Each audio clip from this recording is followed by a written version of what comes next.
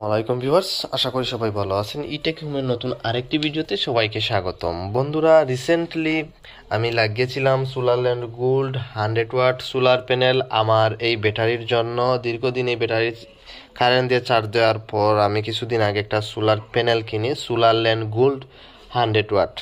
তো এই প্যানেল থেকে আমি একদম প্র্যাকটিক্যালি, এটা আমার ছাদের উপরে লাগানো আছে, টিন শেডের ঘর, তাই আর উপরে উঠতে পারতেছি না, তাই প্যানেলটা এখান থেকে দেখাতে পারতেছি না কিভাবে লাগাইছি।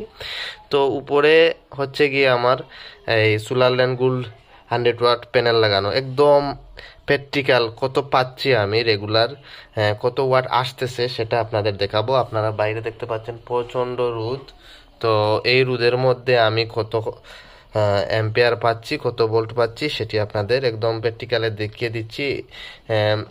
এই দেখুন, এখানে আমার একটা লোড এবং অ্যাম্পিয়ার মিটার আছে। এই মিটারের মাধ্যমে কতটুকু অ্যাম্পিয়ার আসতেছে আপনারা এখানে একদম প্র্যাকটিক্যালি দেখে নিন। এখানে দেখতে পাচ্ছেন আমার এই ব্যাটারিটা এই কন্ট্রোলারের মাধ্যমে সোলার প্যানেল থেকে চার্জ হচ্ছে গিয়ে 14.83 সামথিং এম্পিয়ার ভোল্ট আসতেছে, এবং এম্পিয়ার আসতেছে হচ্ছে গিয়ে এখানে 4.43, এবং ওয়াট আসতেছে 65-67 এরকম।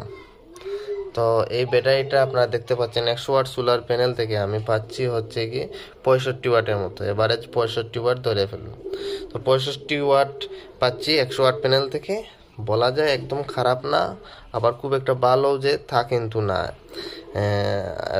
আরও ভালো মানের সোলার প্যানেল থেকে আমরা দেখেছি 85 ওয়াট, 70-75 ওয়াট এরকমও পাওয়া যাচ্ছে, কিন্তু এখানে আমরা দেখতে পাচ্ছি প্রচণ্ড রোদ, বাইরে প্রচণ্ড রোদের মধ্যে 65-66 এরকম ওয়াটে ব্যাটারিটা চার্জ করতেছে। তো আপনারা যারা সোলারল্যান্ড গোল্ড প্যানেল নিতে চান তাদের জন্য আসলে এই ভিডিওটা আই হোপ হেল্পফুল হবে। আপনারা বুঝতে পারলেন কতটুকু ওয়াট অ্যাম্পিয়ার আমরা প্র্যাকটিক্যালি পাচ্ছি। তো গাইজ, এই ছিল আজকের ভিডিও, আজকে পর্যন্তই।